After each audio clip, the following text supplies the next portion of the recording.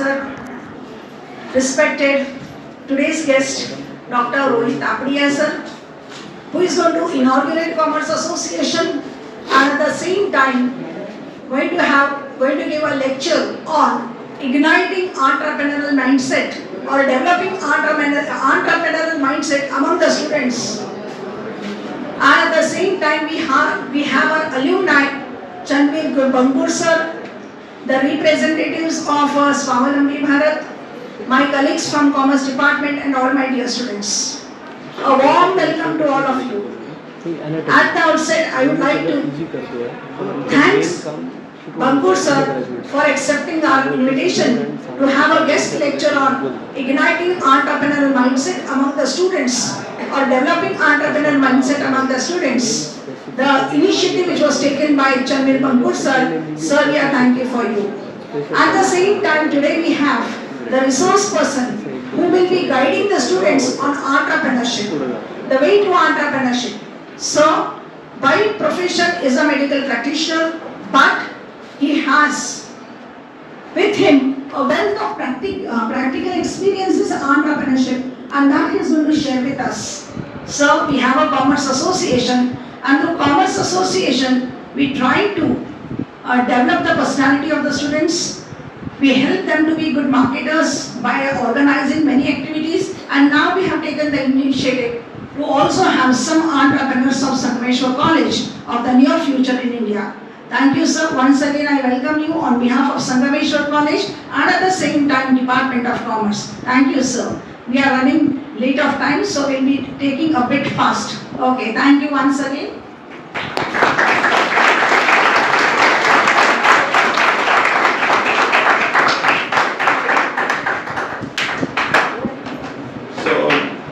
Thank you, madam. Now I request all the dignitaries to inaugurate the Commerce Association first function by worshipping Goddess Saraswati. I request all the dignitaries.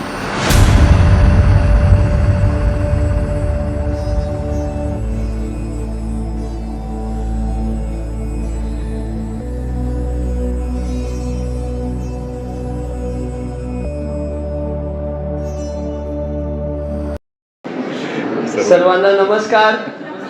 नमस्कार. तुम्ही आधीच टाळ्या वाजून स्वागत करता. इतकं मोठं रिस्पेक्ट. सहसा समोरच्याची कलाकृती आणि समोरच्याचं गुण कौशल्य बघून आपण त्याचा सत्कार करतो, आणि मात्र तुम्ही माझं दर्शन करून टाळ्यांनी स्वागत करताय म्हणजे किती प्रतिभाशाली तुम्ही आहात.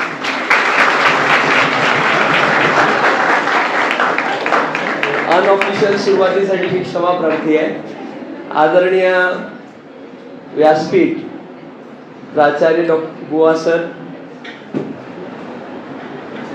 व्हाईस प्रिन्सिपल पुरोहित मॅडम, माझे मित्र बंकुर दादा, कॉमर्स विभागाचे सर्व फॅकल्टीज आणि स्वावलंबी भारत मिशन ह्या टीमचे माझे सर्व बंधू आणि जमलेले माझ्या सर्व बंधू आणि भगिनी, किती आगळा वेगळा कॉम्बिनेशन आहे ना. वैद्यकीय क्षेत्रातला एखादा माणूस कॉमर्स फ्रेटर्निटीला येऊन औद्योजकता ह्या विषयावरती बोलत आहे, बरोबर आहे ना. पण इथे वैद्यकीय क्षेत्राचं प्रतिनिधित्व करण्याकरिता मी उभा नाही आहे. मी आपल्या समोर फक्त माझ्या पारिवारिक औद्योजक पार्श्वभूमीमुळे उभा आहे, आणि साधारण अर्धा पाऊण तास आपण याविषयी चर्चासत्र करणार आहोत. सर्वप्रथम मी स्वावलंबी भारत मिशन या टीमचे आणि संगमेश्वर महाविद्यालय यांचे आभारी आहे. त्यांचा मी आभारी आहे की त्यांनी मला इथे आपल्यासमोर बोलण्याची संधी दिलेली आहे. खरं तर माझ्या कॉलेजचा इन टाइम माझा 10:15 वाजेचा आहे, पण मी केवळ आणि केवळ तुमच्यासाठी इथे बोलण्यासाठी लेट होण्याचा अट्टहास करत आहे. तर तुम्ही या वेळेची किंमत पाळाल आणि चर्चासत्र म्हटल्यानंतर माझ्यापेक्षा जबाबदारी तुमची जास्त आहे. म्हणजे कुठल्याही क्षणी तुम्हाला उभं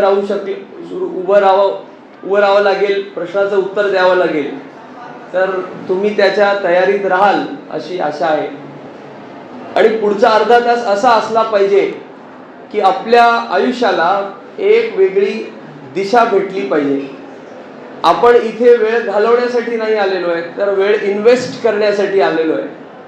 जोपर्यंत आपण वेळ, ऊर्जा आणि पैसा ह्याची इन्व्हेस्टमेंटची भावना समजू शकत नाही, तोपर्यंत आपण उद्योजकता ह्याविषयी काहीच समजू शकत नाही. तर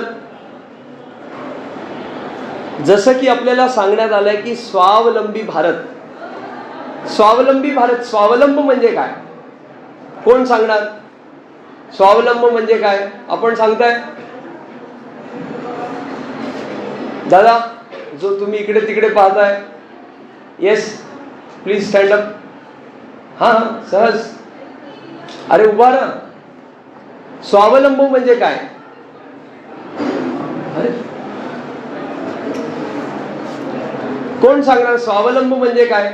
येस मॅडम, प्लीज. हा, जो इंडिपेंडेंट आहे, जो सेल्फ सफिशियंट आहे, जो सेल्फ रिलायंट आहे. आणि तसं पाहता सगळं एकमेकांमध्ये जुडलेलं आहे, बरोबर आहे ना?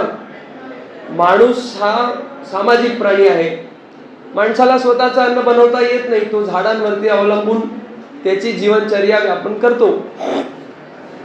नैसर्गिकरित्या आपण स्वावलंबी नाही, पण आर्थिकरित्या, औद्योगिकरित्या आपल्याला स्वावलंबी होणं आवश्यक आहे.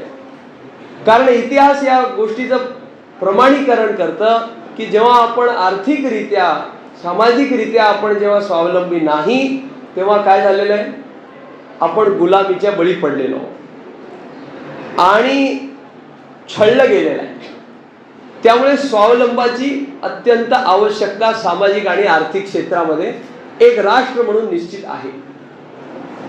बर, त्याची सुरुवात कशी होते बरं? मला वॉरन बफेट, तुम्ही नाव ऐकलं असेल, जगातल्या धनाढ्यवंत व्यक्तींच्या यादीमध्ये त्यांचं नाव वर खाली होत राहतो. त्यांचं एक वाक्य आठवतं की तुम्हाला तुमच्या मुलांना, विद्यार्थ्यांना टॅक्सेशन सिस्टम बद्दल शिकवायचं असेल तर तुम्ही त्यांना एक आईस्क्रीम खायला द्या, त्यातलं 20% आईस्क्रीम तुम्ही खाऊन टाका आणि उरलेलं तू खा असं सांगा. किंवा एक पॉपिन्सचं ते पाकिट द्या आणि त्यातले 10 मधले 2 पॉपिन्स तुम्ही खाऊन टाका. तर त्याला कसं वाटतं, त्याची 2 पॉपिन्स संपली ना, तो एक मोजत असतो का नाही? मग त्यातली 2 संपली. 2 संपल्यानंतर मग त्याला चिडचिड होते, मग त्याच्यामध्ये तो डोकं घालतो. एखाद्या गोष्टीमध्ये शिकण्याची इच्छा 2च कारणांमुळे असू शकते, गरज किंवा आकर्षण. आणि हा व्यापारामधला सगळ्यात मोठा सक्सेसफुल मंत्र आहे. त्या स्निकर्सची ऍड तुम्हाला इतकं आकर्षित पद्धतीने दाखवली जाते की तुम्हाला असं वाटतं की अरे स्निकर्स नाही खाल्लं तर आयुष्यात काहीच नाही केलं. बरोबर आहे का नाही? वस्तू तीच असते, पण त्याला प्रस्तुतीकरण त्याचं इतकं जबरदस्त असतं की असं वाटतं की अरे हे नाही केलं म्हणजे मी आयुष्यात काहीच नाही केलं. आणि सध्याचा जो वातावरण आहे तो ट्रेंडमय आहे, ट्रेंडी. We R ट्रेंडीज. आणि त्यामुळे एखाद्या गोष्टीचं ट्रेंड चालवणं म्हणजे त्याचं आकर्षक प्रस्तुतीकरण करणं. जो दिखता है वही बिकता है. पण हे काही काळासाठी चालणारा व्यापार आहे. जो दिखावेबाजी का बाजार है वो कुछ समय तक चलने वाला है. मग तुम्हाला मार्केटमध्ये चिरकाल तुमची जागा करून ठेवायची असेल तर कुठला विषय धरला पाहिजे? आवश्यकता, गरज, रिक्वायरमेंट. उदाहरणार्थ जिओ, फ्रीची सवय लावली, मग स्वस्ताची सवय लावली. आज त्याचा नेटवर्क एकदम भासाडा असला तरी तुम्हाला पर्याय नाही ना, तुम्ही रोज उठून थोडी सिम पोर्ट करणार आहे एअरटेल किंवा VI मध्ये. म्हणजे मी कोणाला नावं ठेवत नाहीये, उदाहरण सांगण्याचा प्रयत्न करतो. आजपासून 50 वर्ष आधी लोकांकडे फोन होते नव्हते, आवश्यकता होती नव्हती, पण आज त्याची गरज अशी आहे की म्हणजे उठल्यापासून ते झोपल्यापर्यंत रील बघायला पाहिजे तुम्हाला, आणि रील पाहण्यासाठी इंटरनेट लागतो, आणि इंटरनेटसाठी चांगली नेटवर्किंग सुविधा पाहिजे, तर ती आज गरज झालेली आहे. तर लोकांच्या जीवनामधल्या गरजा काय ह्या शोधल्या पाहिजे. आणि त्या पारंपरिक काय, रोटी कपडा मकान तर लागतं. एवढे मोठमोठे कॉन्क्रीटचे जंगल का उभे? एका माणसाचे 10-10 फ्लॅट आहेत, 9 फ्लॅटला त्यांनी भाड्याने लावलं, एका फ्लॅटमध्ये तो राहतो. मग तसं पाहता किती गरज आहे कॉन्क्रीट जंगलची. आधीचं चांगलं होतं ना आपलं, थोडीशी जागा होती, एक ग्राउंड फ्लोअर पक्क होतं, वरती स्लॅब टाकला होता आणि वरती पत्रा शेड टाकून पावसामध्ये छान भज्या खायचे. पण आता ते सगळं बदललंय, आता पाऊसही नाही भज्याही नाही. त्यामुळे विषयांतर झालाय, पण विषय असा, मूळ विषय असा की गरज धरायला पाहिजे. Wien you can play with the requirement you can win the market. म्हणजे हे 2 सूत्र महत्वाचे आहेत. तुम्हाला काही महत्वाचं वाटत असेल तर तुम्ही नोंद करू शकता, कारण आपण जे इथे चर्चा करणार आहोत ते सगळं एक्स्ट्रेपोर आहे, कुठल्या एका पुस्तकाचं रेफरन्स किंवा धड्यातलं भाग नाही. त्यामुळे जे येणार आहे तुम्हाला कामाचं वाटलं तर निश्चित तुम्ही त्याची नोंदणी करा.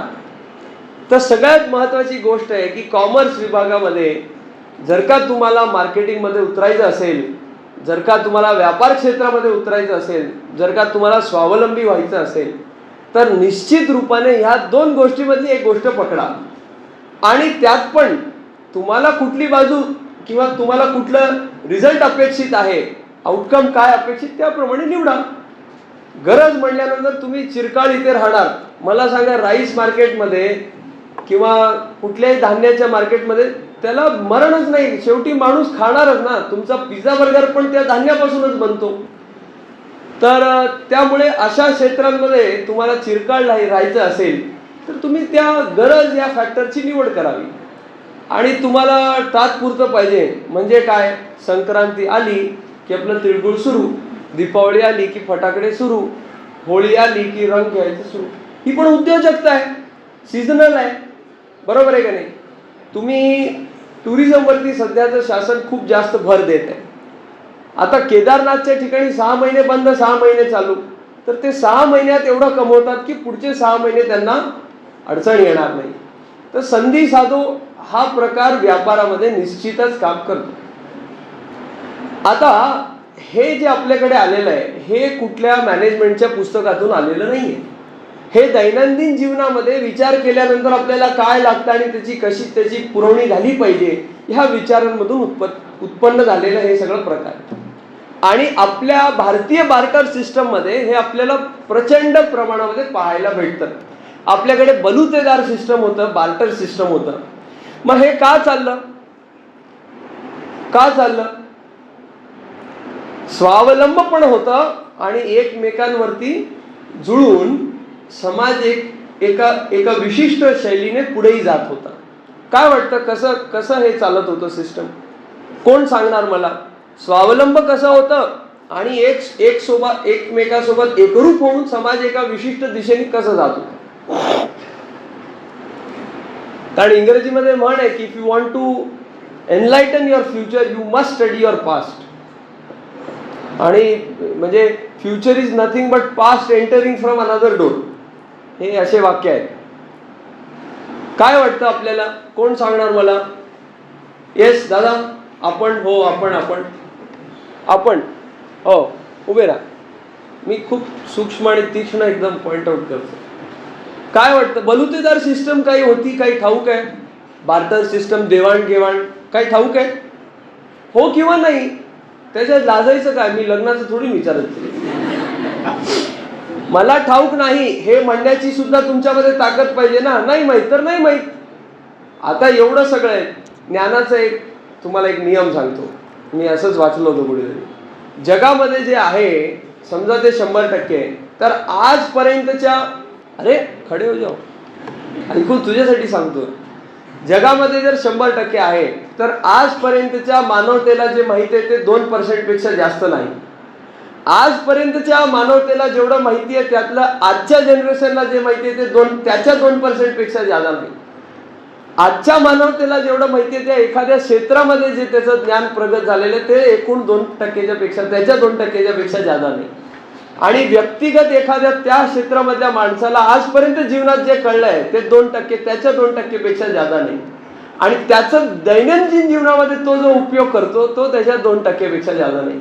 मग असं 2%च्या पायऱ्या जर खाली आलो आपण तर आपल्याला काहीच माहित नाही असं लक्षात येतं. तर मला काहीच माहित नाही हे माहित असणं खरं ज्ञान आहे. तर मला माहित नाही हे म्हणायला बिलकुल लाज नाही वाटली पाहिजे. Man is a life long learner. Honourable prime minister जेव्हा 3rd टर्ममध्ये ते पंतप्रधान झाले तेव्हा PMO मधल्या पहिल्या भाषणामध्ये त्यांनी तिथल्या स्टाफला काय सांगितलं माहिती आहे का? लोग सोचते कि मेरे ताकत का रहस्य क्या है. वो लोग स्टडी करते हैं कि ये क्या खाता है, क्या पीता है, कितने घंटे सोता है, क्या योगा करता है. अरे ये सब कुछ नहीं काम का है म्हणे. मेरे भीतर एक बच्चा है जिसको जानने की जिज्ञासा है. हर कुछ चीज जानने की जिज्ञासा है, इनक्विजिशन. और वही मेरी खरी ऊर्जा है.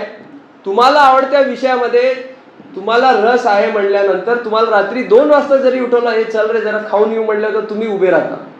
कारण तुम्हाला त्याबद्दल इन्क्विजिशन आहे, आवड आहे.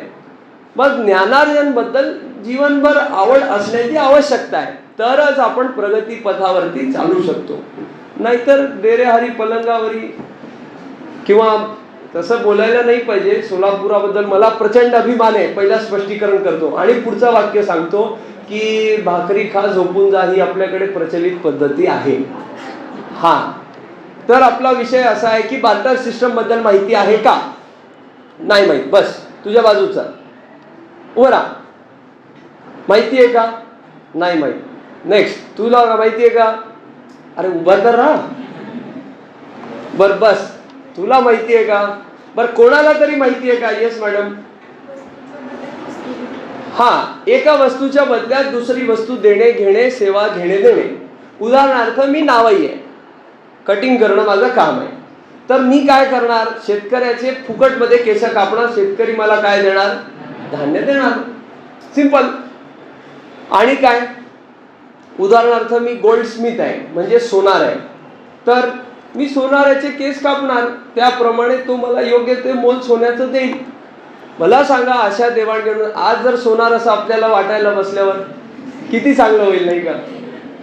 पण ह्या सिस्टमला रिफाईनमेंट आणण्यासाठी आपल्याकडे चलनमध्ये काय आलं? पैसा. पण पैशाच्याही खूप आधी काय आलं माहिती आहे का? आपलं काय होतं जुनं सिस्टम? नाणं, त्याला काय म्हणायचं? आणा. त्या आणाच्या आधी काय होतं? 16 आणे का 1 रुपया. एक आणा, एक आण्यामध्ये 1 गव्हाचं पोतं यायचं काही वर्षांआधी. आणि 1 आण्याचं त्या काळात 1 फोटोग्राफ निघायचं. तर आमच्या आईकडच्या आजोबांना म्हणजे पणज्यांना, त्यांना फोटोग्राफीचं खूप नाद. तर ते बायकोला घेऊन जायचे फोटो काढण्यासाठी, म्हणजे आजपासून 100 वर्ष आधी. आणि तेव्हा त्यांची आई त्यांना ओरडायची की काय हे फोटोमध्ये तू 1 आणा घालतोस, एका आणामध्ये अख्खं गव्हाचं पोतं येतं. बरोबर आहे ना? त्या काळात जेव्हा ती गोष्ट येते त्याची किंमत असते. आता फोटो तर तुमच्या फोनमध्ये तुम्ही छापू शकता. 100 फोटो काढतात दिवसातून. मी खातोय, मी झोपतोय, मी आंघोळ करतोय, मी हे करतोय, मी ते करतोय, हे कशाचाही फोटो काढतात. असो, आण्याच्या आधी काय होतं? मैं तेरे को एक फुटी कौडी नहीं दूंगा. ऐकलाय तुम्ही? डायलॉग ऐकलाय? काय आहे फुटी कौडी माहिती आहे का? तुम्हाला मी सांगतो. भारत किती वैभवशाली होता, आहे आणि राहणार याचं मूल मंत्र तुम्हाला मी सांगतो. ऐतिहासिक फुटी कवडी आपल्याकडे. तुम्हाला शिंपले माहिती आहेत का? शिंपले, त्याच्यात कवड्याची माळ असते देवीला. ती कवडी, कवडियों के दाम में खरीद लूंगा म्हणतात का नाही डायलॉग. मग 3 फुटी कवडी. कवडी अखंड असली की ती कवडी, आणि ती फुटलेली असे मागून ती फुटी कवडी. 1 फुटी कवडी आणि 1 कवडीचं काय संबंध आहे? 1 कवडी म्हणजे 3 फुटी कवडी. 1 कवडी म्हणजे 3 फुटी कवडी. आणि 10 कवडी म्हणजे 1 धेला. आणि त्या धेल्या, आना ह्या सगळ्याचं गणित लावलं पैशामध्ये आणि रुपयामध्ये तर 1 रुपया हा 12,000 फुटी कवडीचं गणित पडतो. काय 1 रुपया म्हणजे भिकाऱ्याला सुद्धा आज याचकाला 1 रुपया दिला तर हे काय घ्यायचं असतंय का म्हणतो तो. ते जीपेचं कार्ड घेऊन फिरते माहितीये का तुम्हाला. हा समोसा तर दे म्हणतो, चहा तर 5 म्हणतो आणि 10 रुपयाशिवाय काय भेटत नाही. म्हणजे या 1 रुपयाची किंमत आपण अशा रीत्याने खाली पडलेली आहे. त्या 1 रुपयाची किती किंमत आहे 12,000 फुटी कवडी. म्हणजे ते सेंट युरो डॉलर सगळं पाण्यात पडावं इतकं आपलं वैभवशाली रुपया सिस्टम होता. त्याला घालवलं कोण आपणच. कसं कसं पराधीन होऊन आपण घालवलं. हा ना, ते जहाजचे जहाज सोनं घेऊन घेत गेले, आपण बघत राहिलो, असं बघत राहिलो. आणि सपेरों का देश है, हा व्यापारियों का देश है ते झालं कधीच. आता सपेरों का देश है, अज्ञानता का देश है, अनपडता का देश है, असे छापे आपण लावून आपण घेतले. आपल्या पिढ्या जबाबदार आहेत यासाठी. मग आता इतिहास तर बदलला पाहिजे, बरोबर आहे ना. बदलला पाहिजे. का बदलला पाहिजे. इतिहास बदलला पाहिजे म्हणजे काय पुस्तकात जाऊन बदलणार आहे. मग इतिहास बदलला पाहिजे म्हणजे काय, त्याचं पुनरुत्थान होण्याची आवश्यकता आहे, त्याची नवीन पुनरावृत्ती होण्याची आवश्यकता आहे. आणि ती कशी होणार. आपण कर्तृत्ववान जबाबदार युवा नागरिक, आपण म्हणजे मी पण म्हातारा नाहीच अर्थात, बरोबर आहे. मग ते कसं होणार.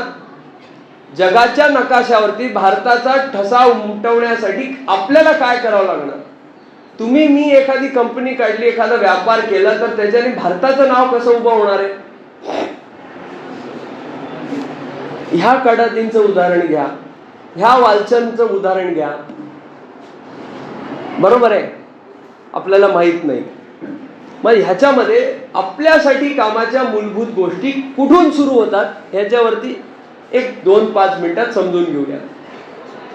मूलभूत गोष्टी अशा आहेत दादा की जेव्हा मी माझ्या विजनला राष्ट्रीय विजन सोबत जोडतो तेव्हा माझं पण कल्याण होतं, राष्ट्राचं पण कल्याण होतं. हे कसं होऊ शकतं. हे कसं होऊ शकतं. मी व्यापार करतोय पण मी कन्झ्युमर बुद्धीने व्यापार नाही केलं पाहिजे. मी ऑपॉर्च्युनिटी क्रिएटर बुद्धीने व्यापार केलं पाहिजे. ऑपॉर्च्युनिटी कन्झम्पशनची बुद्धी आली तर मी माझाही कल्याण करत नाही, राष्ट्राचं तर खूप लांबची गोष्ट आहे. मी एखादा कामधंदा टाकतोय तर त्याच्यामध्ये 10 लोकांना मी कसं जोडू शकतो, 10 लोकांना मी कसं सबल बनवू शकतो, 10 लोकांचे घर चालवायची ताकद माझी कशी निर्माण होऊ शकते, ह्याच्यावरती जर मी काम करत असेल तर आपोआप सामाजिक काम माझ्याकडून घडत आहे, आपोआप राष्ट्रीय काम माझ्याकडून घडत आहे. बरोबर आहे ना. बरोबर आहे. मग असा विजन आपल्याला ठेवण्याची आवश्यकता आहे. पण हा का आणि कधी डेव्हलप होणार. मी दुसऱ्याचं पण केलं पाहिजे ही भावना माझ्यामध्ये मूलतः कधी आणि कशी निर्मित होणार कोण सांगणार आहे मला. एक खूप प्रचलित उदाहरण मी सगळीकडे सांगतो. तुम्ही जेवताना अनेक वेळा दातांच्या मध्ये तुमची जीभ येते, हो की नाही. चावली गेली की नाही. किती लोकांची जीभ चावली गेली हात तर वर करा. म्हणजे जेवताना आपलं जेवणामध्ये लक्ष नसतं. वा वा वा. असो उदाहरण असं आहे की दातांच्या मध्ये जीभ आल्यानंतर तुम्ही काय करता. काय होतं तुम्हाला इजा होते जिभेला. जिभेला इजा होते. Your tongue get hurt. मग व्हॉट नेक्स्ट. त्या दाताला म्हणतो का तुझ्या माझ्या जिभेला चावला, किती इजा झाली ते दात तोडूनच टाकायचं, एक मुसकाडीत मारायचं स्वतःला. असं करतो का आपण. का करत नाही आपण. जीभ पण माझी दात पण माझे, मारू तर मारू कोणाला. मग ह्या तत्वज्ञानाच्या आधारावरती उभी राहिलेली ही परंपरा असल्यामुळे आपला स्वावलंब असा होता की सोन्याचा दुरिते होता. कसा तर जे देव माझ्यामध्ये आहे, जे तत्व मला चालण्याची बोलण्याची शक्ती देते ते तुम्हाला देते. मग एखाद्याला बघून त्याची दैनंदिन अवस्था असेल तर मी त्याला मदत काय समजून करणार. मीच त्याच्या जागेवर आहे हे समजून मी करणार. आणि जेव्हा मी स्वतःचं दर्शन सगळ्यामध्ये करत असेल तर मला सांगा की मी स्वतःचं नुकसान कधी करणार का. स्वतःकडून प्रॉफिट काढण्याचा प्रयत्न कधी करणार का? नाही. अनीतिमत्ता अशी ही प्रॅक्टिस मी स्वतःची फसवणूक करणार का? नाही. तर मी जेव्हा स्वतःची फसवणूक करणार नाही, नीतिमत्तामुळे स्वतःचं पालन करणार आहे, समाजात पण तसंच केलं, व्यापारामध्ये पण तसंच केलं, तर तुम्हाला सक्सेसफुल होण्यापासून जगामध्ये कोण थांबवू शकतं? कोणीही थांबवू शकत नाही. एक ऐतिहासिक उदाहरण सांगतो, मग आजच्या काही उदाहरणांची चर्चा करूयात आणि मग आजच्या सत्राला विराम देऊ. ऐतिहासिक उदाहरण कुठला? मी मागच्या महिन्यात 1 आठवड्या आधी जगन्नाथपुरीच्या रथयात्रामध्ये सम्मिलित झालो आणि तिथे कटक शहरामध्ये जाण्याचा योग आला. कटक नाव ऐकून आहे तुम्ही? तो कटक म्हणजे काय, आपलं वैभव काय, त्या कटकला सिल्वर सिटी म्हणतात. म्हणजे चांदीचा सगळा व्यापार तिथून आपल्या भारतातून व्हायचा. बर, त्या कटक राजवाडीमध्ये काय काय यायचं? उडीसा तर यायचंच, वेस्ट बेंगॉल यायचं, बांगलादेश यायचं, तिथपर्यंत सगळ्या सीमा होत्या आपल्या, झारखंड, इकडे सगळ्या आजूबाजूचे सगळे प्रांत त्या कटक प्रांतामध्ये यायचे. बर, सिल्वर सिटी. मग तिथे महानदी वाहते आणि ती महानदी जाऊन बंगालच्या खाडीमध्ये एकरूप होते. आता त्या बंगालच्या खाडीमध्ये महानदीचा किनारा असल्यामुळे समुद्र मार्गाने तिथे व्यापार होतो. व्यापाराचा एक चिन्ह म्हणून तिथे बाली यात्रा दरवर्षी होते. जसं आपल्याकडे सिद्धरामेश्वरांची जत्रा भरते ह्या स्थानिक देवताचं मान म्हणून, तसं तिथे बाली यात्रा होते. बाली यात्रा कधी होते? साधारण दिवाळीच्या नंतरचा काळ, म्हणजे पाऊस संपल्यानंतर. पाऊस संपल्यानंतर हे लोक आधीच जायचे, चांदीचे बॉक्स सगळं सामान घेऊन परदेशी जायचे, यात्रा करून पुन्हा रिटर्न यायचे आणि ह्या काळामध्ये, दीपावलीच्या काळामध्ये ते इथे त्या महानदीच्या काठावर यायचे आणि तिथे मोठी जत्रा भरायची. एवढी मोठी जत्रा की ती एशियाची वन ऑफ दी मोठी जत्रा असं त्याला तिथले लोक सांगतात. मग तिथे जो चिन्ह आहे त्या चिन्हाला सांगण्याकरिता मी तुम्हाला हे सगळी स्टोरी सांगितली. आपल्याकडे स्टोरी मधून लक्षात ठेवण्याची प्रथा आहे म्हणून स्टोरी सांगितली. तर तिथे गेट आहे, मोठा गेट आहे. त्या गेटवरती एक मोठ्याच्या मोठा जहाज बनवलं आणि त्या जहाजामध्ये मोठ्याच्या मोठ्या संदूक आहे. त्या जहाजावरती अनेक लोक आहेत, तिथे साहुकार आहे, ते नावाईक आहे, सगळे. त्या जहाजाच्या सुरुवातीला पिपाडी घेऊन थांबलेले लोक, पूजाचं थाळ घेऊन थांबलेले लोक आणि जहाजाच्या मागे ढोल बाजे ताशे वाजवणारे लोक, अशी प्रतिकृती त्यांनी निर्माण केलेली आहे दगडाने. त्याचा संदेश काय आहे? आपला वैभवशाली इतिहास दाखवण्याचा प्रयत्न आहे. मग जो भारत सोन्याच्या नाण्यांमध्ये व्यापार करायचा, म्हणजे नाणे मोजायची आपल्याकडे वेळ नव्हती तर त्याचं वजन करायचे, 10 किलो सोनं, 20 किलो सोनं. जेवढं आपण आपले जे स्पाइसेस आहेत, मसाले, त्याची खूप प्रचिती होती. जेवढ्या किलोचे मसाले आपण द्यायचो त्याच्या बदल्यात आपण काय घेऊन यायचो? सोनं घेऊन यायचो आणि लबाड कोल्ह्यांनी सगळं लुटून तिथे आपल्या आपल्या महलांमध्ये ते ठेवलेलं आहे. मग ते आणायचं काम कोणाचं आहे? ते परत आणायचं काम कोणाचं आहे? कोणाचं आहे? अरे तुमच्या घरात येऊन कोणी चोरी करून गेलं, जाता का नाही पोलीस स्टेशनला? अरे झालं, चांगलं दान झालं म्हणतात. हा, बरोबर आहे ना? मग हे काम कोणाचं आहे? तुमचं, आमचं आहे. आता त्या काळात काय पद्धत होती? दमदाटीची आहे ना, दारू गोळ्याची, तलवारीच्या धाराची. आज काय पद्धती आहे? आज काय पद्धती उपलब्ध आहे? काय पद्धती उपलब्ध आहे? बुद्धीच्या जोरावर, बुद्धीच्या बळावर कूटनीती करून. आणि मला असं वाटतं की भारताला पुन्हा वैभवशाली करण्यासाठी सगळ्यात उत्तम काही मार्ग असेल तर उद्योजकता आहे. ती आपल्याकडे खूप पडू नये. एक स्टॅटिस्टिक्स बघा. साऊथ कोरिया माहिती? साऊथ कोरिया कदाचित माहित नसेल, पण नॉर्थ कोरिया नक्की माहित असेल. त्या नॉर्थ कोरियाच्या खाली साऊथ कोरिया आहे. किम जो प्रसिद्ध आहेत ना आपल्याकडे. तर त्या साऊथ कोरियामध्ये जे स्किल रेट आहे, स्किलफुल पब्लिकचा रेट आहे, तो 96%. किती? 96%. म्हणजे एवढे तर आपल्याला मार्कही नसतात म्हणा. 96%. चायना सारख्या देशामध्ये त्याचा बहुतांश भाग काय आहे? बहुतांश भाग काय आहे? डेझर्ट आहे. असा एरिया आहे की ती तुम्ही काहीच करू शकत नाही.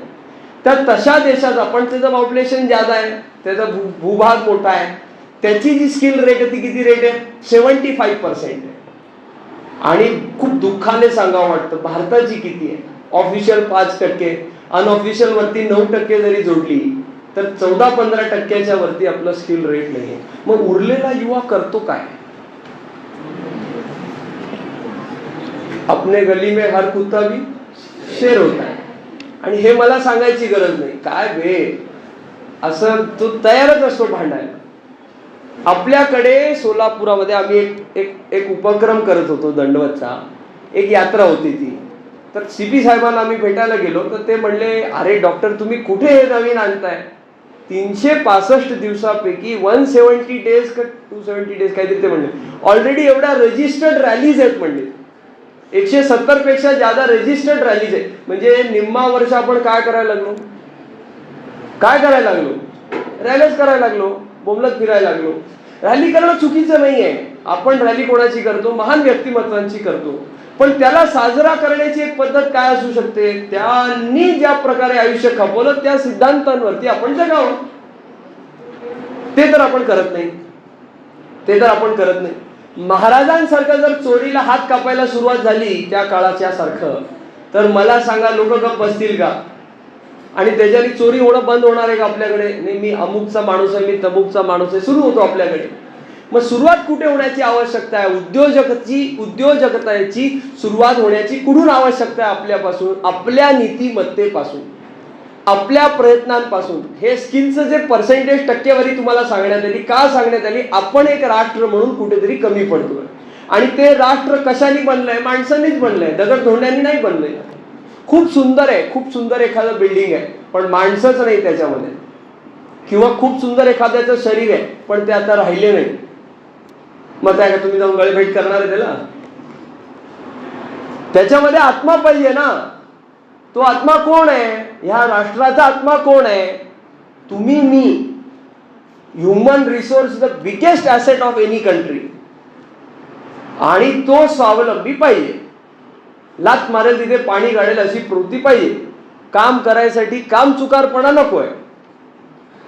ते असेल तरच आपलं कल्याण होऊ शकतं. आणि आपल्या कल्याणातून राष्ट्राचं कल्याण होऊ शकतं. आपल्याला काय आहे? There is no fire in the belly. म्हणजे काय की आपल्या पोटात आगच नाहीये का? त्याच्या आधीच त्याच्यात पाणी टाकतो. म्हणजे गोष्टीची आवश्यकता होण्याच्या आधीच त्याची पूर्तता होत चाललेली आहे. म्हणजे काय? मी मॅगी म्हणायच्या आधी तर ती तयार असते 2 मिनिटात. बरोबर आहे ना? पप्पा म्हणलं की पप्पांना कळतं काय पाहिजे पप्पांना. वडील म्हणल्यानंतर भीती वाटायची नाही का? पप्पा म्हणलं की असं वाटतं ते आमच्या सोबतचे कार्टे आहेत असं बोलू नये. पण ते पप्पाही तसे झालेत आणि ते मुलंही तसे झाले. त्यामुळे मर्यादा हा प्रकार राहिलाच नाही आणि गरज हा प्रकार राहिला नाही. बरोबर आहे ना? Invention, necessity is mother of invention. Invention कधी होणार? गरज असल्यावर. आपल्याकडे जे आहे त्याच्यामध्येच आपण खुश आहे. देरे हरी पलंगावरीमध्ये आपण खुश आहे. त्यामुळे आपल्याकडे अडचण नसताना स्वतःसाठी काही अडचणी निर्माण करण्याची आवश्यकता आहे. उदाहरणार्थ झोपा ना जमिनीवर, बघू काय होतंय. राहा ना एक दिवस उपाशी, काय होतंय बघा ना. काय होतंय ते बघा ना. सांगायची गोष्ट नाहीये. 2nd इयर MBBS मध्ये असताना मी इथले देशी गुलाबजामुन कर्नाटकमध्ये विकायची पोते करून. मला सांगा, मला MBBSच्या स्टुडंटलाही करायची काय गरज आहे? पण मी हे कुठून शिकलं माहिती आहे का? आपल्याला जे व्हायचंय त्याच्यामध्ये जे मोठे झाले त्याला आपण पाहून शिकतो का नाही? मला पैसा कमायचा, मी बघायला पाहिजे टाटांनी कशी पॉलिसी फॉलो केली, अडाणींनी अंबानींनी कशी केली, किंवा बिर्लांनी कशी केली, अजून कोणी कशी केली. आलं लक्षात तुम्हाला? किंवा मला चांगलं डॉक्टर व्हायचं तर मी एक 25-50 भारताच्या नामवंत डॉक्टरांची नावं यादी काढली पाहिजे, त्यांच्याबद्दल वाचलं पाहिजे, त्यांनी कशा प्रकारे काम केलं ते बघितलं पाहिजे. तर व्यापाराबद्दल शिकण्यासाठी एक ढोलकिया परिवार आहे गुजरातमध्ये, हिऱ्यांचा व्यापारी. तुम्हाला माहिती आहे का त्यांच्याकडे अपब्रिंगिंगची काय पद्धत आहे? त्यांच्या येत्या पुढच्या पिढीला, समजा तो 18-20 वर्षाचा झाला पोटात, तर त्याला ते 5,000 रुपये देणार. जा म्हणणार 5,000मध्ये 1 महिन्याचं जीवन व्यापन त्याने करावं. आता तो कुठे राहतोय, तो भाडा, रूम भाडा, खायचं प्यायचं त्याने त्याचं बघावं. तो जर यशस्वीरित्या परत आला तर पुढची टेस्ट असं करता करता माणसं घडवली जातात. आपल्याकडे तर आत्ताच 1-1.5 लाखाचा आयफोन असतो,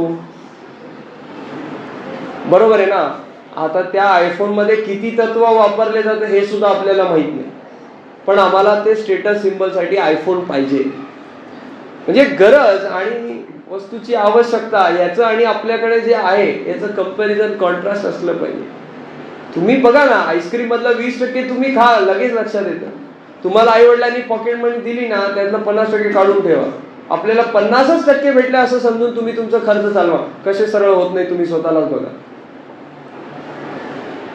अशा प्रकारची आवश्यकता आहे. म्हणजे स्वतःला आत्मानुशासन मध्ये आपल्याला ठेवण्याची आवश्यकता आहे. आणि ते कसं शिकू शकतो आपण, तर ते तुम्हाला कॉलेजमध्ये, कोचिंगमध्ये नाही शिकता येणार. ते तुम्हाला स्वतः आत्मानुशासन, it starts from Atman self. आणि इतके उदाहरणं म्हणजे उपलब्ध आहेत आजच्या काळात. इंटरनेटच्या जमान्यामध्ये जशा रील उपलब्ध आहेत, तर तुम्हाला चांगल्या कंटेंट पण उपलब्ध आहे. तुम्हाला घ्यायचं की नाही ते तुम्ही ठरवा.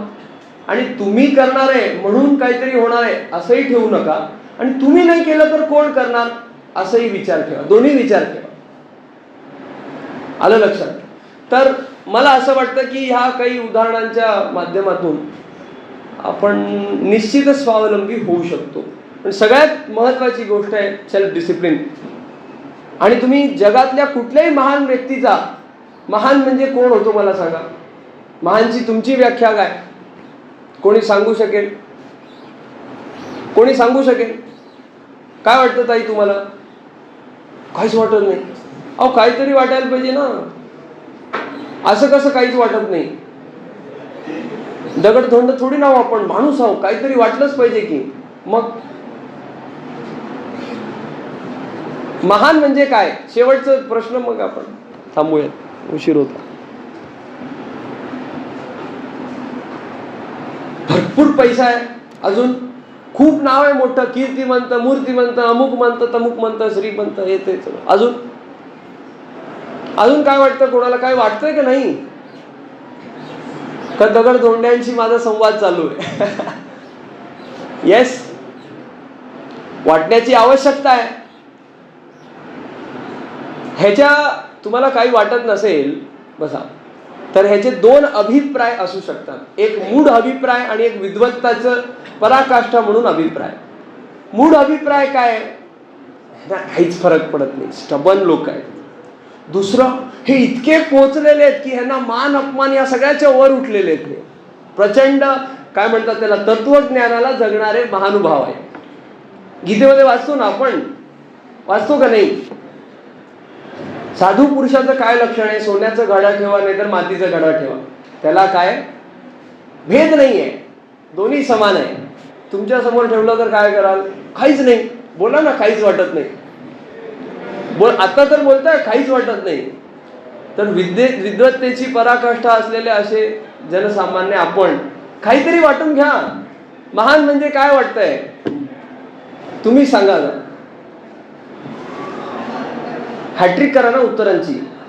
2 तर उत्तर झालेत आपले. हा बोला ताई. अगदी खरे, अगदी खरे, अगदी खरे. मला सांगा, छत्रपती शिवाजी महाराजांच्या काळामध्ये काय लोक नव्हते का?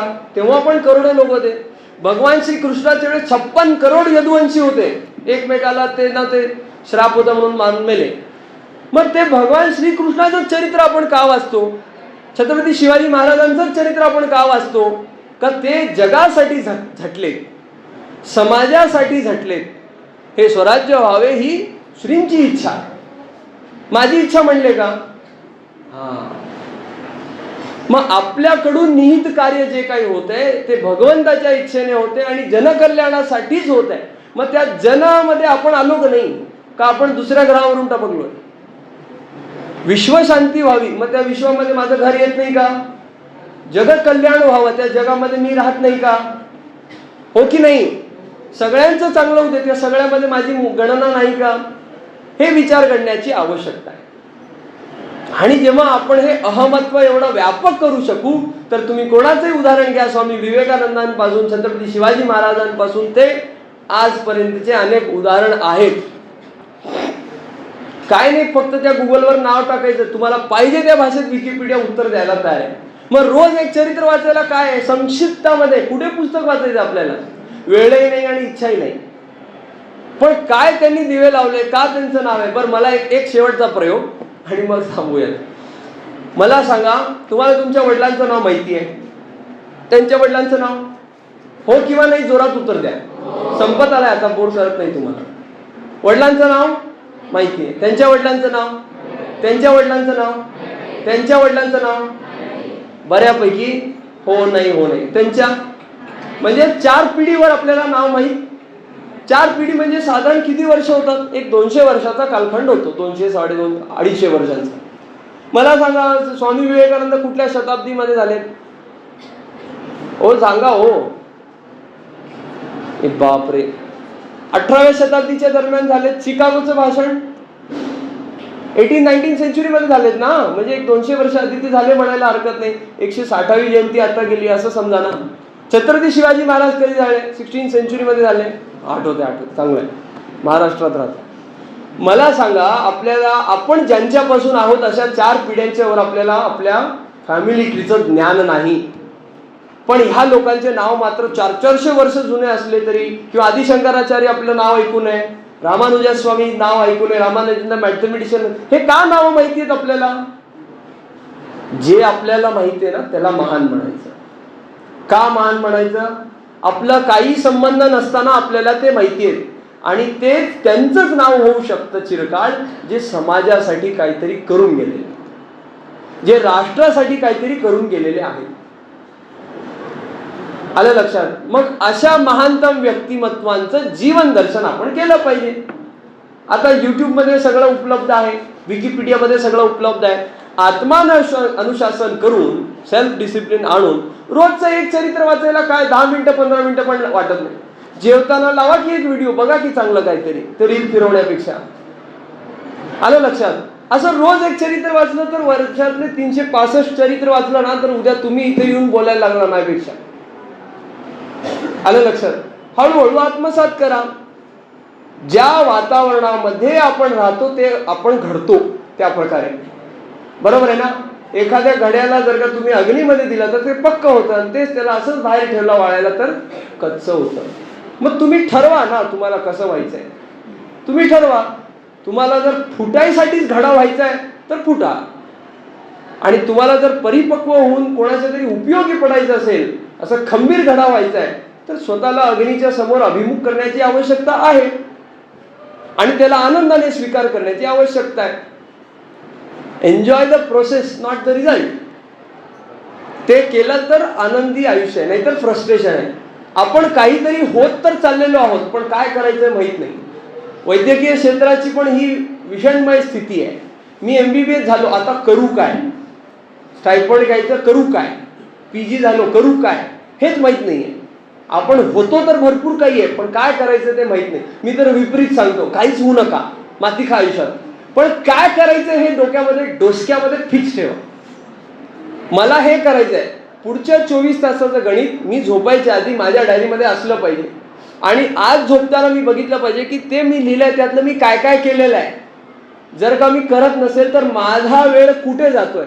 सध्याची सगळ्यात मोठी समस्या म्हणजे brain drain and time drain, and that is only because of lack of self discipline.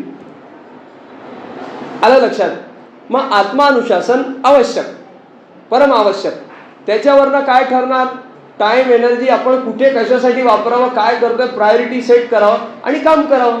असं टिकमार्क करावं. टू डूइस्ट म्हणून ॲप येतो, कागद चिठ्ठी ठेवा, कायम खिशामध्ये चिठ्ठी आणि एक पेन असावं. मला काय करायचंय? हो, मित्राला चला भज्या खायला गेलं तर 2 तास आता ना पडणार.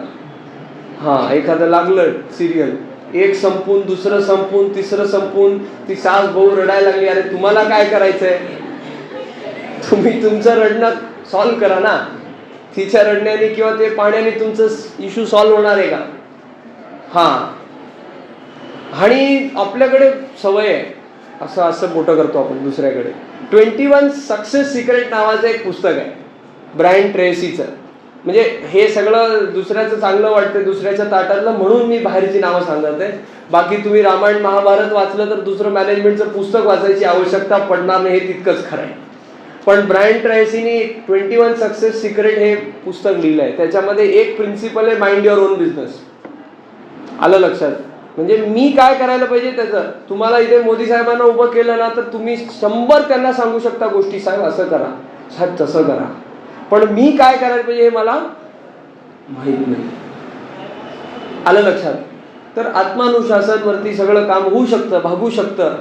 तुम्ही स्वावलंबी होऊ शकता, राष्ट्र स्वावलंबी होऊ शकतं. आणि मला नाही वाटत की विश्वगुरू होण्यापासून आपल्याला कोणी थांबवू शकतं. पण हे जे ह्युमन रिसोर्स आहे ना, 65% of our country is less than 35 years of age. आणि आजचं हे जे तरुण भारत आहे ना, उद्या म्हातारं होणार आहे. मग आज जर का नाही सांभाळलं ना, मग उद्या चायनासारखं ते वुहानमध्ये जसं व्हायरस सोडून 5 कोटी म्हाताऱ्यांना रामकृष्ण हरी केलं, तसं आपल्याकडे व्हायला वेळ लागणार नाहीये. कारण ते वृद्धाश्रम भरपूर वाढायला लागले, सगळं व्हायला लागलंय, आई बापाला विचारत नाहीयेत पोरं, आणि ते त्यांच्याच करामती आहे. हां, जसं तुम्ही घालणार बी तसं उगवणार आहे. त्यामुळे जर का आपल्याला तशी भयावह परिस्थिती टाळावयाची असेल, म्हणजे कलियुगाचं प्रकोप जर पाहायचं नसेल, भरपूर वेळ आहे तरी, पण पुढच्या 10 वर्षामध्ये स्थिती बिघडणार आहे. आणि आत्ताच वेळ आहे की आपण आपल्याला स्वतःला शहाणं केलं पाहिजे, असं मला तरी व्यक्तिगत वाटतं. म्हणून येऊन तुमच्याशी संवाद साधतोय. I am trying to work for the type of society I want to live in. That's it. आणि तुम्हाला जर चांगल्या वातावरणामध्ये राहायचं असेल तर तुम्ही प्रयत्नशील राहा, मग आपण विश्वगुरू म्हणून राहू. ओके. तर पुन्हा एकदा मला संधी दिल्याबद्दल मी खूप खूप धन्यवाद व्यक्त करतो.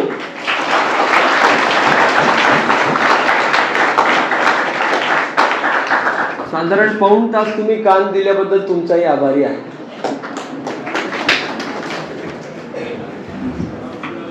धन्यवाद.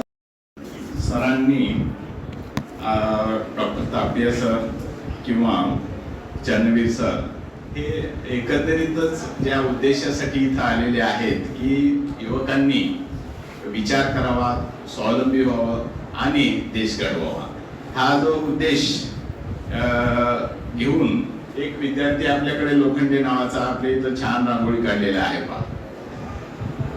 त्या विद्यार्थ्याला माननीय तापडिया सरांनी ते विवेकानंदाचं पुस्तक देऊन त्याचा मोटिवेशन, त्याला प्रेरणा द्यावी असं मी विनंती करतो. एवढ्या लांब न वाकून 15 वर्षानंतर तुला इथे बसायचं आहे. हां,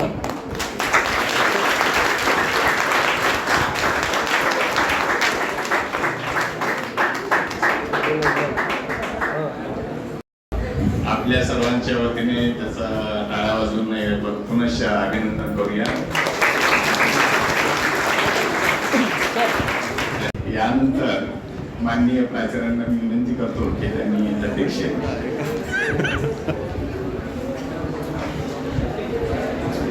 रोहित सरांनी जशी सुरुवात केली तसं मी मुद्दाम त्यांना विचारलं की आवश्यकता आहे का खरंच अध्यक्षीय समारोप वगैरे जे म्हणतात, आणि मागच्या बाकांवरनं जे प्रतिसाद येतात त्यामुळं आधीच खबरदारी घेतलेली बरी.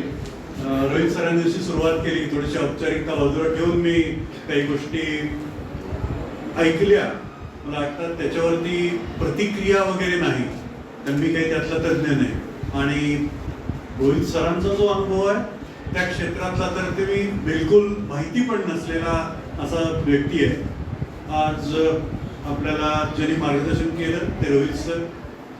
या कॉलेजमध्ये मला शिकवण्याचं भाग्य लाभलं असं माझा विद्यार्थी चंदवी अगदी प्रामाणिकपणे सांगतो, कारण शेवटी गुरु म्हणून काही अधिकार स्वतःहून काढून घेतो. त्यांनी उल्लेख केला ॲल्युमनाय वगैरे. तो वर्गामध्ये मराठी आणि सोलापुरी भाषेचा उपद्व्यापी विद्यार्थी होता. ते म्हणाल हे काय बोलताय, पाहुणे आले, मान सन्मान, उद्यमशीलता, उद्योजकता, मला वाटतं त्यातला सोप्या मराठीतला अर्थ आहे उपद्व्यापीपणा.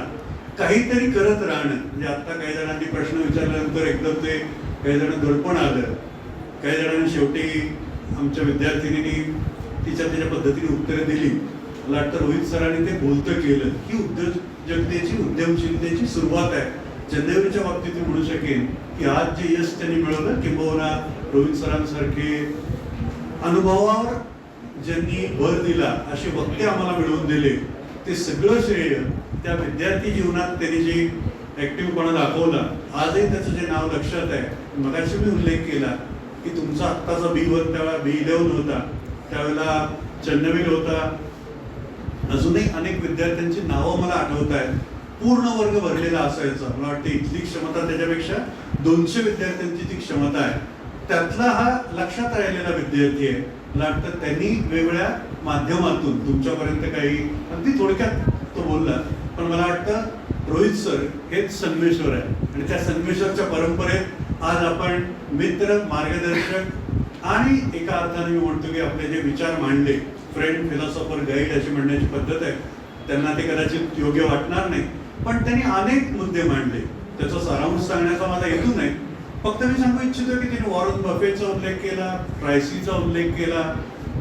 त्यांचं प्रोफेशन पूर्ण वेगळं आहे. सुरुवातीलाच ते म्हणाले, मी म्हटलं कुठला विषय शिकवता मेडिकल कॉलेजमध्ये, तुम्हाला विश्वास बसणार नाही. अॅनाटॉमी, शरीरशास्त्र, त्याच्याबद्दल ते शिकवतात शास्त्रीय पद्धतीने, पण त्यांच्या बोलण्यात त्याचा सुतराम उल्लेख सुद्धा नव्हता. पण त्याच्या पाठीमागे जे मन असतं, त्यांनी उल्लेख केला ना की शरीर कितीही सुंदर असलं, आत्मात नसेल तर करायचं काय त्याचं. वाटतं त्या मनाशी, आत्म्याशी त्यांनी जो संवाद साधायचा प्रयत्न केला आणि मागे छान मारामारी सुरू झाली. म्हणजे इतक्या आवड भाषणाचा परिणाम असाही होत असेल, म्हणजे ते इतकं मनातल्या भावना दाटून आल्या. मी सरांना म्हटलं होतं, सर तुम्ही बोलणार आहात, पण आत्ताच्या पिढीबद्दल मी वाईट बोलत नाही, त्या पिढीची अवस्था आहे. आम्ही पण काही फार शांत, अतिशय प्रामाणिक राहणारी मुलं होतो असं मला तरी वाटत नाही. याच कॉलेजचे विद्यार्थी होतो. चंद्रवेणी होता, त्याच्या आधी मी होतो, पुरोहित मॅडमही होत्या. त्यामुळं याच कॉलेजचे विद्यार्थी असल्यामुळे या कॉलेजची साधारणतः मानसिकता आणि तुम्ही विद्यार्थी असतानाची मानसिकता ते एकदम असे गळाभेट झाल्यासारखं भेटायला लागले. काय झालं माहिती नाही त्यांना, एकदम भावना अशा उभारून आल्या असतील. तो आनंद आहे, मी आनंदानेच ते घेतो. पण सरांनी जे सांगितलं की गोष्टी मनापासून करा, मी आनंद का म्हणालो की त्यांनी जे केलं ना ती सक्ती नाहीये. कदाचित तुम्हाला वाटेल किती वेळ झालाय, भाषण ऐकावं लागतं, कॉमर्स असोसिएशनचं उद्घाटन आहे, CA ची परीक्षा थोड्याच दिवसात येणार आहे वगैरे वगैरे. पण मूळ मुद्दा आहे की आता त्यांनी जी ऍक्शन घेतली ना ती अतिशय मनापासूनची होती. त्याला जर पुन्हा करून दाखवलं म्हणा तर ती पुन्हा जमणार नाही. सर मला वाटतं त्याच पद्धतीने सर ते मनापासून गोष्टी करा, आवश्यकता आहे त्याची करा. त्याला वाटलं ना की आता आला कंटाळा, आवश्यकता म्हणून करतो, पण ते सांगताना त्यांनी तुम्हाला जे भान दिलं की तुम्हाला सचोटी पण पाहिजे, की आपण समाजाचा भाग आहोत. स्वावलंबी बनता बनता कदाचित माणूस स्वार्थी बनण्याची शक्यता जास्त आहे. वाटतं तोच त्यांच्या भाषणाचा संदेश आहे की 12 बलुते जरी त्यांनी सांगितलं ना, एकमेकांवरती अवलंबून असलेलं जीवन आहे. कधीतरी आपल्याला स्वतःचा विचार करता करता दुसऱ्याचाही विचार करावा लागेल आणि मग त्यांनी त्यांचं ज्ञान मला वाटतं खरोखरच, आणि ते या वयात आहे. अनुभव आणि ज्ञानाची बऱ्याच वेळा सांगड घालताना असं होतं ना की निवृत्त व्हायला आल्यानंतर तुम्ही ज्ञानी वगैरे होता, असे काहीतरी गैरसमज असतात. पण या वयामध्ये त्यांनी जे ज्ञान मिळवले आणि ते सांगण्याची त्यांची जी तळमळ आहे, प्रोफेशन वेगळं आहे. त्यांना काही आता म्हणाले जसं गुलाब विकायला ते गेले होते, काही गरज नव्हती ना. मेडिकलचा विद्यार्थी, MBBS झालेला, केवढी प्रतिष्ठा आहे, पण कुठंतरी ती तळमळ आहे. आणि मग त्यांनी सांगितलं, तुम्हाला आता चंद्रवेणी सांगितलेलं ऐकवलं असेल की भविष्यामध्ये रांगोळीला किती भाव आहे. त्यांनी जो आशीर्वाद दिलाय त्या आपल्या विद्यार्थ्याला की 15 वर्षांनी तुला इथं बसायचं आहे, आपण बघूया. निश्चितपणे तो आशीर्वाद खरा होईल. कारण मी सांगतो त्याच्यावरती मला वाटतं तुमचा विश्वास असेल. त्याहीपेक्षा त्यांना जो अनुभव आला, म्हणजे आजोबांपासून अनेक पिढ्या या व्यापारामध्ये, त्यांच्या बोलण्यामध्ये प्रत्येक शब्दात मी ऐकत होतो बारकाईनं व्यापार, प्रोफेशन, ज्याला आपण म्हणतो की ज्याला प्युअर फोकस अशा प्रकारचं त्यांचं वक्तव्य होतं की तुम्हाला उद्योजकता कशी वाढवायची आहे आणि त्याला ध्येयनिष्ठाच लागते.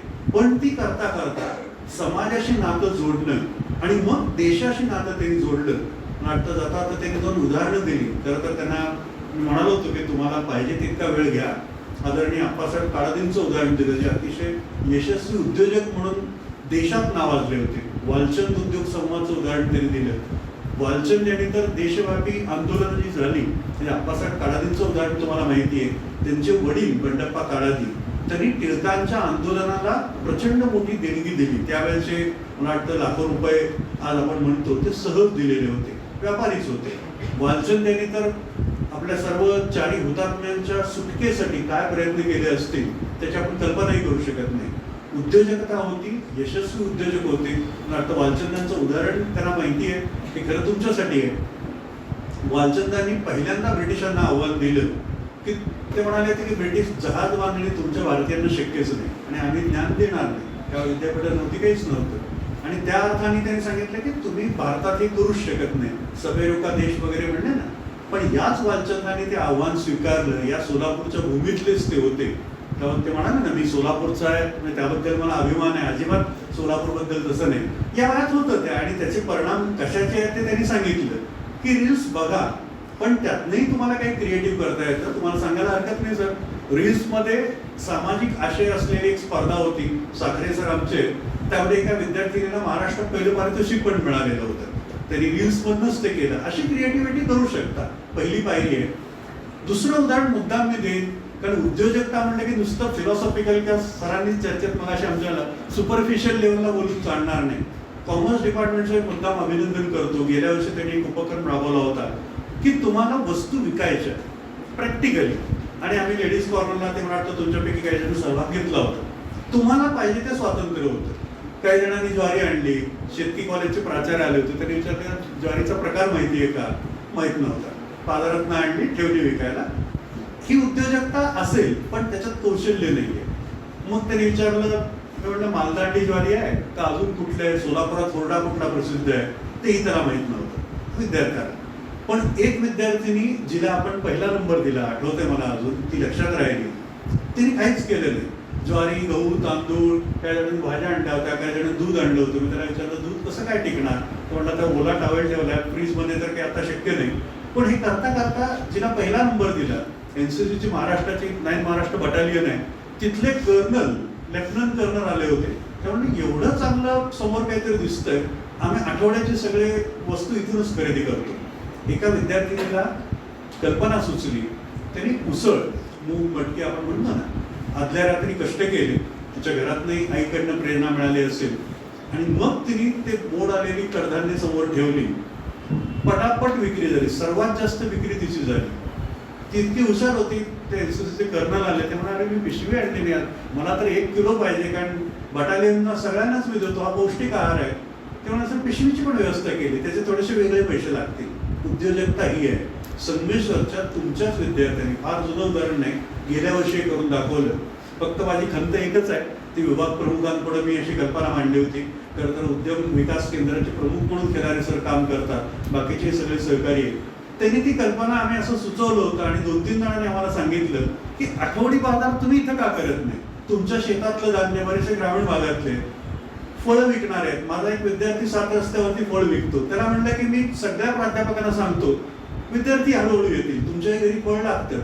माझ्या घरात आत्ता माझ्या कॉलेजमध्ये 1 पिशवी भरून 1 किलो फळ तर आणून देत असेल आणि मी जाताना घरी घेऊन जातोय, मला आनंदच होईल. मला बाजारात जावं लागणार नाही, बरं त्या फळाची गॅरंटी क्वालिटीची देईल.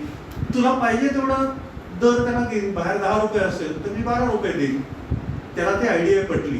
मला वाटतं ही उद्यमशीलता आपण एका उपक्रमापुरती मर्यादित न ठेवता, आणि चंद्रवीर सारखे जरा आपण स्वावलंबी भारत त्यांची कल्पना आहे, अशा अनेक आपल्याला मार्गदर्शक तयार आहेत. खरं तर मी रोहित सरांना सांगेन की अशा बाबतीत जेव्हा आम्ही पुढाकार घेऊ तेव्हा सर्व गोष्टी आपल्याला सहजपणे उपलब्ध येतील. आता चंद्रवीर सरांनी जे सांगितलं, त्याचा जरा सर म्हणतो म्हणजे थोडंसं तुम्हालाही त्याची कल्पना येईल. तो माझा विद्यार्थीच राहणार आहे, त्याच्याही मनात आहे. पण त्यांनी जे केलेलं कार्य आहे त्यासाठीची ती पदवी आहे की त्या क्षेत्रात त्यांनी ते यश मिळवले. की तुम्हाला उद्योजक होण्यासाठी जे जे मार्गदर्शन लागेल ते करायला तयार आहे. त्याच्यात कुठल्याही प्रकारे मोटिवेशनल स्पीकर किंवा प्रोफेशनल मार्गदर्शक अशी ही रचना नाहीये. काय आहे ते तुम्हाला माहिती आहे. मला वाटतं एवढं सगळं संधी उपलब्ध असताना माझी एकच विनंती राहील कॉमर्स विभागातल्या माझ्या सहकाऱ्यांना आणि तुम्हा विद्यार्थ्यांना की काहीतरी एक प्रकल्प करून दाखवा. त्यांनी एक उदाहरण दिलं, मला पटकन आठवलं, संक्रांत आली तिळगुळ विका, रंगपंचमी आली रंग विका, तेवढ्यापुरतं तर आपण करूच या. पण रोजच्या गरजा काय आहे, धष्टपुष्ट भारत सुद्धा करायलाच पाहिजे ना. बलशाली भारताचं आपण जेव्हा महासत्तेचं स्वप्न पाहतो, तुमचं हेमोग्लोबिन तपासून पाहिलं तर मुलींची नाही मुलांची अवस्था अवघड आहे. मग कंटाळा यायला लागतो, झोप यायला लागते. त्याच्याऐवजी जर 9:15 ते 9:30 आजचा वेळ यांनी आमचा नाश्त्याचा पूर्णपणे उपयोगी आणला, इथं आम्ही आलो, तर त्यावेळेत जर तुम्हाला अशी मोड आलेली कडधान्य विकणारी विद्यार्थिनी असेल तर मला वाटतं तिला किती विक्री होईल त्याचं रेकॉर्ड नोंद आपण करून ठेवू. मला वाटतं यातनं आपल्याला काहीतरी साध्य करायचं, नवीन भारत घडवायचं असं ते जे म्हणाले. तो असा एकदम महासत्ता वगैरे आपण जे म्हणतो ना, तुम्हाला वाटेल की नाही बाबा हे कसं शक्य आहे, मी काय करणार, तर आपण काय योगदान द्यायचं, ज्यातनंच देश घडत जातो. आणि मला वाटतं यासाठी मार्गदर्शन म्हणून रोहित सर इथं आले, त्यांनी आपला अतिशय मोलाचा वेळ दिला. इन टाइम सुद्धा त्यांनी संवादाचं सांगितलं, ती वेळ थोडीशी टाळून ते आपल्याकडे येऊन त्यांनी मार्गदर्शन केलं. संस्थेतर्फे, मॅनेजमेंटतर्फे आणि माझ्या सर्व सहकारी आणि विद्यार्थ्यांतर्फे मनापासून आभार मानतो. आज मला नवीन मित्र मिळाला असं म्हणू शकेल. खरं तर तो मी माझा मित्र याचा अर्थ मी स्वार्थी नाही आहे, कारण तो तुमचाही मित्र झालेला आहे. तुमच्या वयाचा हा फरक नाही असं त्यांनी सांगितलं. ते एवढे मार्गदर्शक मित्र आपल्याला मिळाले, भविष्यात सर आपण अवश्य पुन्हा या. आत्ताच आमंत्रण देतो. चंदनवीर तर माझे विद्यार्थीच आहे. आमच्या कुटुंबामध्ये, संमेश्वरच्या कुटुंबामध्ये रोहित सर आज सामील झाले, त्याबद्दल मनापासून आनंद व्यक्त करतो. धन्यवाद.